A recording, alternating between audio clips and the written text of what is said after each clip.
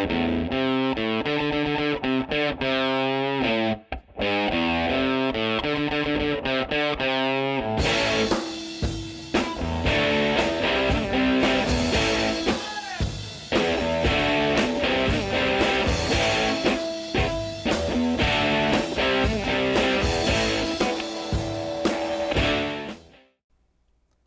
sports fans, and welcome to this edition of the Cavalier Sports Report. I'm your host, Anthony Juarez, and today I'm sitting down with Tyler Cundith. Thank you for joining me today, Mr. Cundith. No problem. Glad to.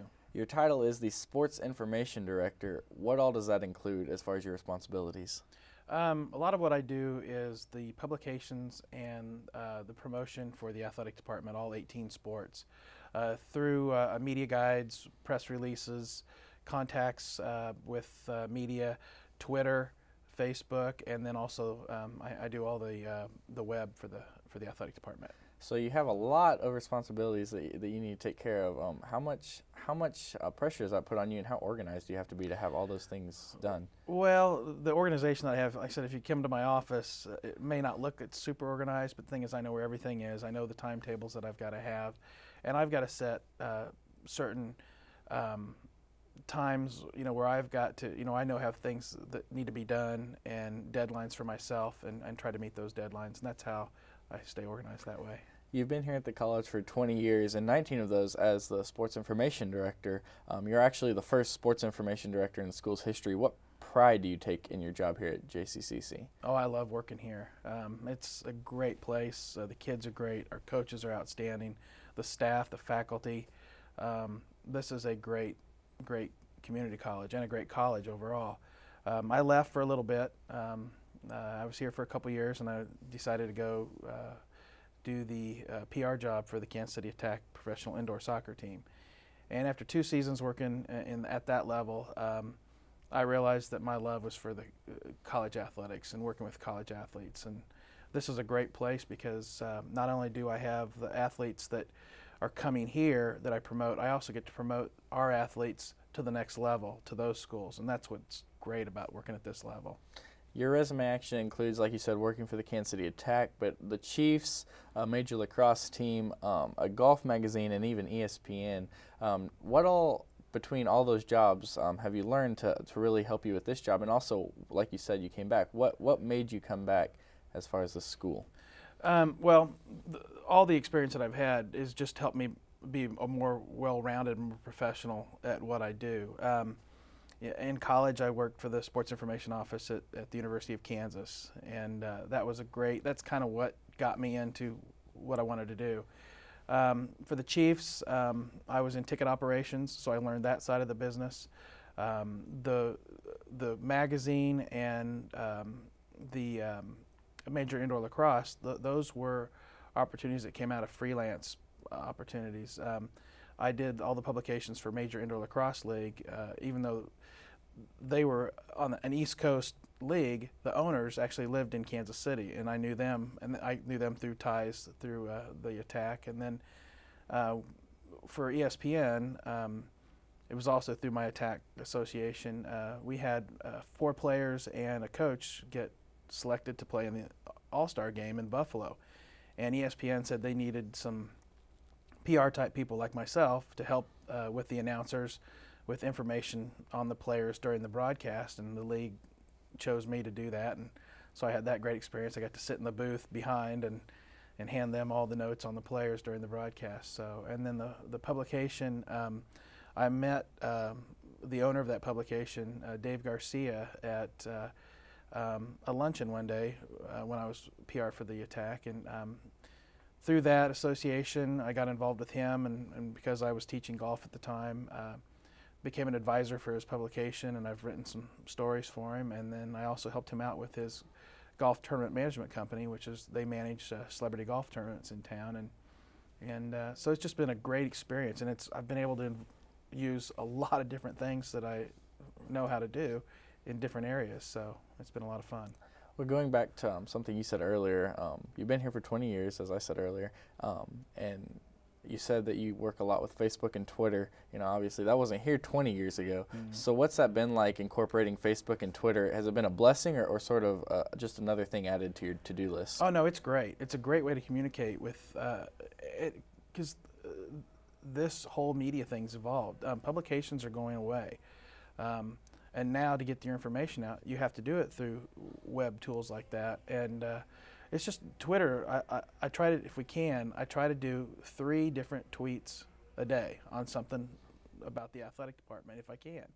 And so it's just a great way to just get little bits of information about the success that our athletes or our teams are doing during the season. Like you said earlier, you have to cover all 18 different athletic programs. What all do you do for the different programs as far as in-game situations, like when they're actually playing? Basketball is probably the most demanding of my time. I run the stat computer during the actual game. The other sports, I don't have to actually keep the stats during the game. Like for volleyball, their assistant coach actually does the stats during the game and then provides me the information. Same thing with baseball, softball, and then the running sports.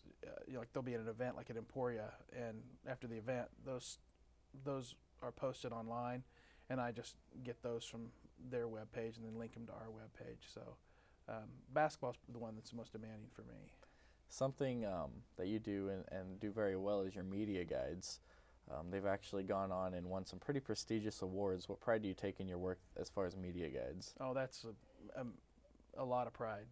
That's a major goal every year. It's an opportunity for me to be able to compete with the NCAA Division I schools, and to have my guides not only compete and win, but when I'm yearly in the top 5, and with Oklahoma, Nebraska, North Carolina, Florida, Texas, I take a lot of pride in that. Like you said, you're not only placing in top 5, but you're placing in top 5 in Division I big time schools. Being from a community college, how much does that mean as far as the school's reputation to these other big schools? Oh, it's amazing. I'll be at my convention and they'll see my guide and they'll like, wow. I mean, there's Division I schools that don't have publications like that, and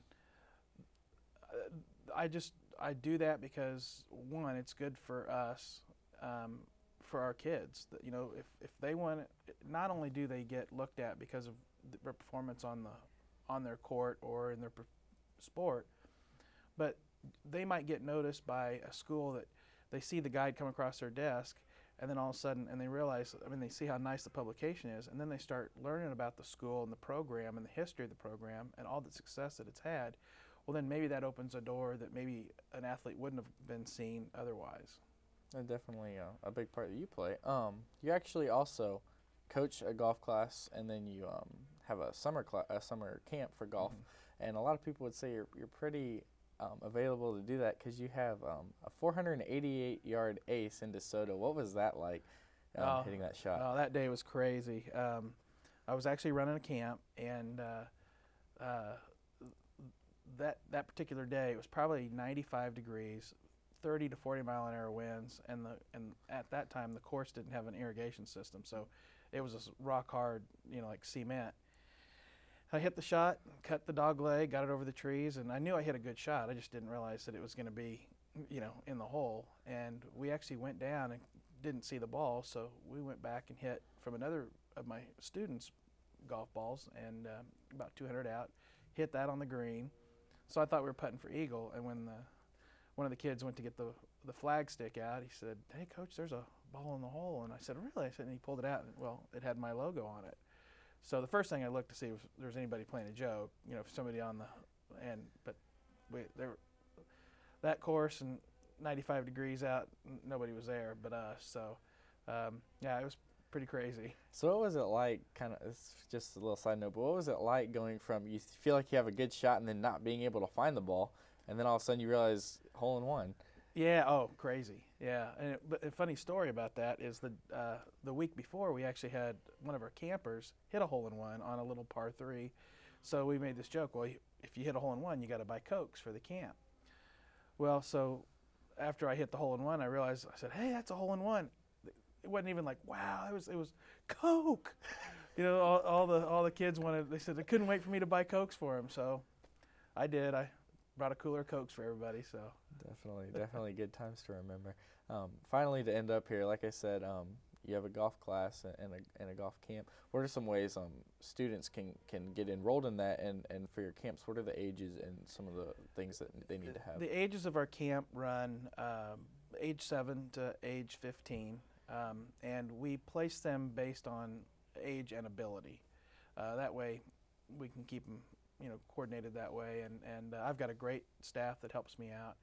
And you can go online on our webpage and enroll. Hit the camps link on the athletics webpage, and from there, parents can enroll their son or daughter in our camp. And our camp is one of the, if not maybe one of the only full-day, week-long camps in the area. I know the University of Kansas has a big camp, but we've got a great niche in this area and an opportunity for kids to really learn the game and have fun doing it. Well, quite possibly the busiest man in the athletics department here at JCCC. So we thank Tyler Cundith for making some time to come sit down with the Cavalier Sports Report. Make sure you tune into future shows to get more Cavalier sports action. I'm your host, Anthony Juarez, and thank you for joining us. Thank you very much. So, yeah, that's good.